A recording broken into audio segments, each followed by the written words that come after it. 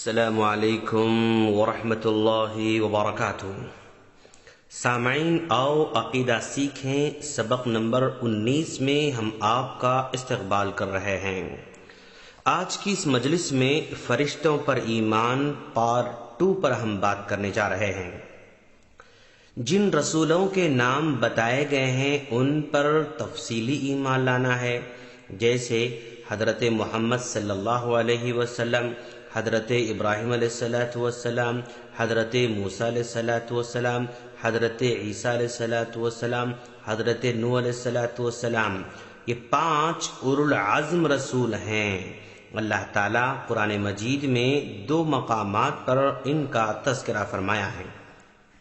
اللہ تعالیٰ سورہ احزاب آیت نمبر 7 میں فرماتا ہے، اور جب ہم نے نبیوں سے عہد لیا اور آپ سے اور نوح اور ابراہیم اور موسیٰ اور مریم کے بیٹے عیسیٰ سے بھی۔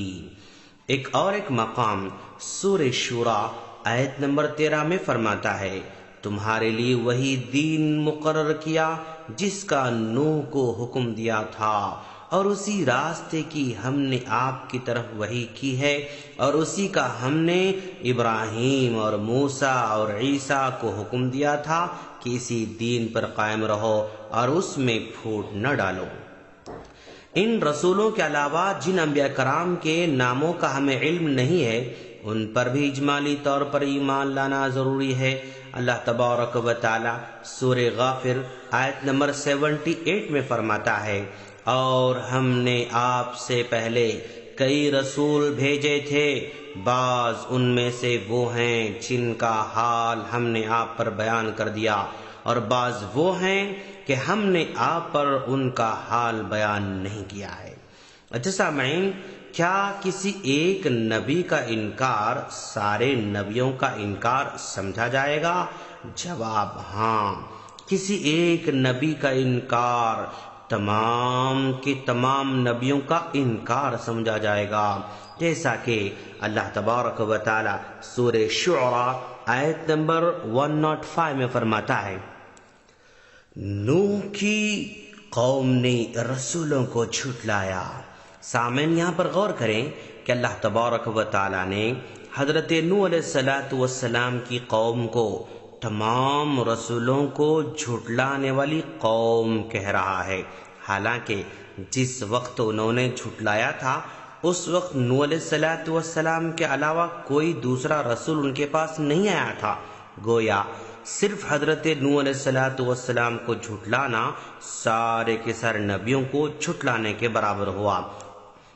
اور کیا انبیاء کی ساری باتوں کی تصدیق کرنا ضروری ہے؟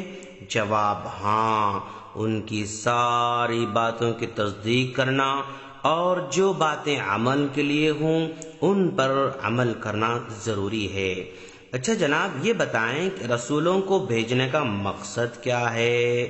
جواب، رسولوں کو بھیجنے کا مقصد لوگوں کو اللہ کی عبادت کرنے کی دعوت دینے اور وہ قانون بیان کرنا ہے جس میں دنیا اور آخرت کی کامیابی ہے، اور جو شخص ایمان لائے اور اسے جنت کی خوشخبری، اور جو کفر کرے اسے جہنم کے ڈرانے کا حکم دیا ہے، جیسا کہ اللہ تبارک و تعالی سورہ نحل آیت نمبر 36 میں فرماتا ہے، اور ہم نے ہر امت میں رسول بھیجا کہ لوگوں صرف اللہ کی عبادت کرو اور اس کے علاوہ اس کے سوا تمام معبودوں سے بچو، بس بعض لوگوں کو تو اللہ نے ہدایت دی اور بعض پر گمراہی ثابت ہو گئی۔ اچھا یہ بتائیں، کیا اللہ تبارک و تعالی نے کچھ نبیوں کو زیادہ فضیلت دے رکھی ہے؟ جواب ہاں، کچھ نبیوں کو زیادہ فضیلت دے رکھی ہے، اور انہی کو اولو العزم انبیاء کرام کہا جاتا ہے۔ اچھا یہ بتائیں، اولو العزم انبیاء کون کون ہیں؟ جواب، ہمارا ایمان ہونا چاہیے کہ اللہ تبارک و تعالی نے بعض انبیاء اور رسول کو بعض پر فضیلت دے رکھی ہے، تو ان میں سے سب سے افضل اولو العزم کہلاتے ہیں، جو کہ حضرت نوح علیہ السلام، حضرت ابراہیم علیہ السلام، حضرت موسیٰ علیہ السلام، حضرت عیسیٰ علیہ السلام اور جناب محمد رسول اللہ صلی اللہ علیہ وسلم ہیں۔ اللہ تعالیٰ سورہ احزاب آیت نمبر 7 میں فرماتا ہے، جبکہ ہم نے تمام نبیوں سے عہد لیا اور بالخصوص آپ سے اور نوح سے، ابراہیم سے، موسیٰ سے اور مریم کے بیٹے عیسیٰ سے، اور ہم نے ان سے پکا اور پختہ عہد لیا۔ اولو العزم انبیاء میں بھی سب سے افضل نبی کون ہیں؟ جواب، اولو العزم میں سے افضل جناب محمد رسول اللہ صلی اللہ علیہ وسلم ہیں۔ تو ہر نبی خاص اپنی قوم کی طرف بھیجا جاتا تھا، حتیٰ کہ اللہ تبارک و تعالیٰ نے نبی کریم صلی اللہ علیہ وسلم کو سارے کے سارے جہاں والوں کی طرف نبی بنا کر بھیجا، اور آخری نبی اور رسول صلی اللہ علیہ وسلم ان میں سب سے زیادہ افضل ہیں۔ اچھا یہ بتائیں، کیا رسول لوگوں کے لیے بہترین نمونہ اور آئیڈیل ہیں؟ جواب، ہاں۔ انبیاء اور رسولوں کو اللہ تعالیٰ نے چنا اور انہیں ان کی امت کے لیے نمونہ اور آئیڈیل بنا دیا، اور ان کی تربیت کی، ان کو رسول بنا کر ان کی عزت کی اور انہیں گناہوں سے بچایا، معجزات کے ساتھ ان کی مدد کی، تو وہ انسانوں میں کامل ہیں، اور ان سب میں سے علم کے اعتبار سے افضل اور بات کے لحاظ سے سچے اور سیرت کے اعتبار سے سب سے زیادہ معتبر لوگ ہیں۔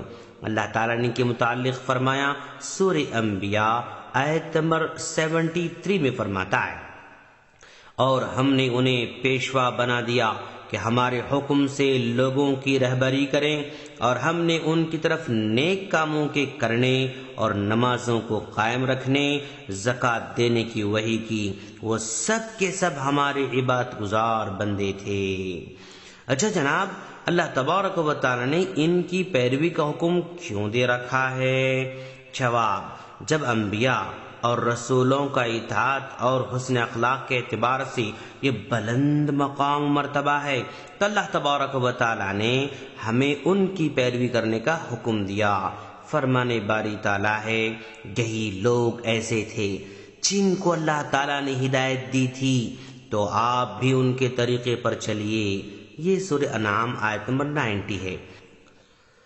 اور ہمارے نبی جناب محمد صلی اللہ علیہ وسلم میں سب انبیاء اور رسولوں کی صفات جمع ہو گئی ہیں، اور اللہ تعالیٰ نے انہیں اخلاق عظیمہ سے نواز کر ان کی عزت میں اضافہ کر رکھا ہے۔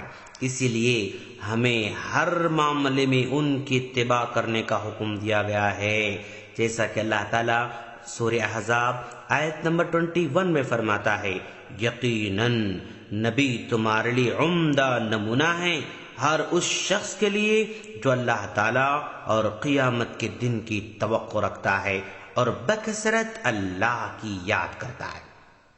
اچھا جناب یہ بتائیں، انبیاء پر ایمان لانے کا کیا فائدہ ہے؟ جواب، انبیاء پر ایمان لانے کا فائدہ یہ ہے کہ اس کے ذریعے بندوں پر اللہ تعالیٰ کے رحم و کرم کا پتہ چلتا ہے۔ اللہ تعالیٰ نے اپنے بندوں کی طرف اپنے رسولوں کو صرف اس لیے بھیجا کہ وہ انہیں اللہ تعالیٰ کے راستے کی طرف رہنمائی کریں اور اس کی عبادت کرنے کا طریقہ بتائیں، کیونکہ صرف عقل سے ان چیزوں کو نہیں سمجھا جا سکتا ہے۔ اس کا فائدہ یہ بھی ہے کہ بندہ اللہ کی اس بڑی نعمت پر اس کا شکر بجا لاتا ہے۔ اس کا فائدہ یہ بھی ہے کہ تمام رسولوں کی شایان شان، ان کی تعظیم کی جاتی ہے، ان سے محبت اور ان کی اتباع کی جاتی ہے، کیونکہ وہ اللہ تعالیٰ کے محبوب بندے ہیں، نیز اس لیے بھی کہ وہ اللہ تعالیٰ کی عبادت گزار گزرے ہوئے ہیں، اس کی رسالت کی تبلیغ اور اس کے بندوں کو نصیحت فرمائی ہے۔ سامعین، ہم اللہ سے دعا کرتے ہیں کہ باری تعالیٰ تو ہمیں جناب محمد رسول اللہ صلی اللہ علیہ وسلم کی مکمل پیروی کرنے کی توفیق عطا فرما۔ آمین۔ السلام علیکم ورحمۃ اللہ وبرکاتہ۔